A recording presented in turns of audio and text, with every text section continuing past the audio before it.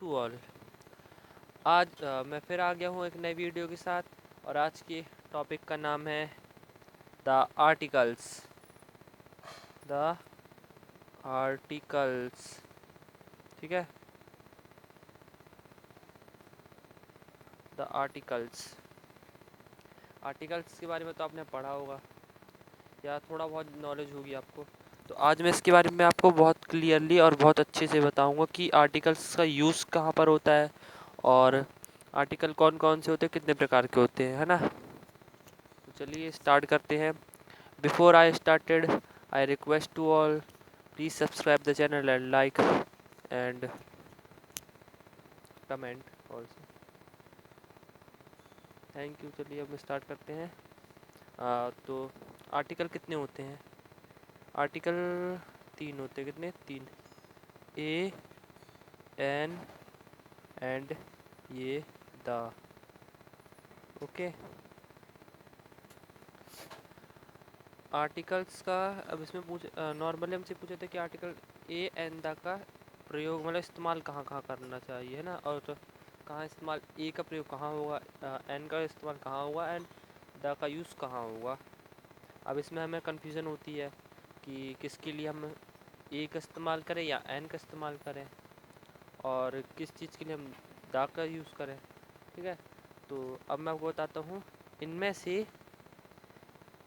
ए और एन होते हैं वो इनडेफिनेट होते हैं। इनडेफिनेट कहलाते हैं, इनडेफिनेट आर्टिकल कहलाते हैं। और अब आपको पता है कि आर्टिकल को हिंदी में निर्देशक अग्र शब्द कहा जाता है। निर्देशक अग्र शब्द, ठीक है। तो ए और एन क्या होता है? ए और एन होता है इनडेफिनेट। इनडेफिनेट मतलब अनिश्चित, जिनका कोई निश्चित जिनका निश्चित नहीं होता कि इन्हें कहाँ पर परफेक्टली लिखना है। लेकिन जो द होता है वो होता है डेफिनेट। डेफिनेट मतलब हाँ ये तो यहीं लगेगा, ये डेफिनेट है, यहीं लगेगा। डेफिनेट मतलब पैसिफिक, मतलब कुछ भी एक ऐसी स्पेसिफिक चीज़ के लिए, सॉरी पैसिफिक बोला, स्पेसिफिक चीज़ के लिए इस्तेमाल होता है दा का। ओके। तो चलिए अब स्टार्ट करते कि इसका यूज़ कहाँ कहाँ होता है। तो सबसे पहले हम स्टार्ट करेंगे यूज़ ऑफ दा का। दा का यूज़ कहाँ कहाँ होता है, ठीक है। तो यूज़ ऑफ द, है ना। तो द का यूज़ कहाँ कहाँ होता है, तो आप सब जानते हो कि अभी मैंने जैसे कहा था कि डेफिनेट कहलाता है, जो क्या नाम है, द है वो डेफिनेट है, आर्टिकल है। डेफिनेट मतलब इस्तेमाल होने के लिए इसका एक चीज़ निश्चित होता है, जैसे स्पेसिफिक चीज़ के लिए होता है। स्पेसिफिक मतलब जैसे मान लीजिए कि यहाँ पर ये 3 कंपॉक्स बॉक्स रखे हुए हैं, ठीक है।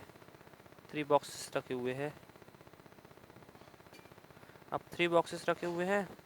अब पैसिफिक मतलब स्पेसिफिक, सॉरी पैसिफिक बोला। मान लीजिए कि मैंने पॉइंट किया इस बॉक्स के ऊपर, मतलब कि मुझे ये वाला चाहिए बॉक्स, ये दोनों नहीं, ये। तो मैंने किसी स्पेसिफिक चीज़ के बारे में बोला कि उसके साथ पॉइंट करके मुझे ये ही चाहिए है। अगर मान लीजिए मैंने बोला कि आई वांट बॉक्स, मुझे बॉक्स चाहिए, ठीक है। तो मुझे मतलब कोई से बॉक्स चल जाएगा, ये नहीं कि ये वाला चाहिए, लेकिन आई वांट द बॉक्स मतलब ये वाला चाहिए। स्पेसिफिक, मैं इसी को पॉइंट कर रहा हूँ, मतलब किसी स्पेसिफिक चीज़ के लिए।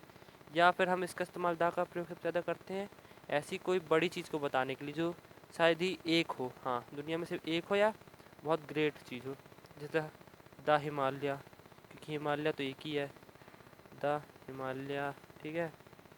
हिमालय या द सन, द गंगा, ये सब चीज़ें एक ही हैं और बहुत ग्रेट है ये सब चीज़, है ना। The Ganga, the Yamuna. तो द का इस्तेमाल हम इन सब के लिए करते हैं, ठीक है। तो आपको सबको क्लियर तो हो गया हो कि किसी स्पेसिफिक चीज़ के लिए हम द का यूज़ करते हैं जो एक हो दुनिया में या बहुत ही कीमती चीज़ हो, ठीक है ना।